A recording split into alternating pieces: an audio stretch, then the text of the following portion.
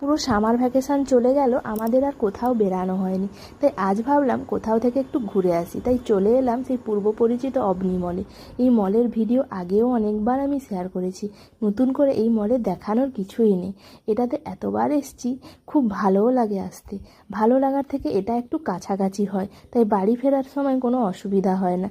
কিন্তু south city বা অন্যান্য যেসব মলগুলো কলকাতার, ওখান থেকে আমাদের বাড়ি ফেরার সময় খুবই সমস্যা হয়।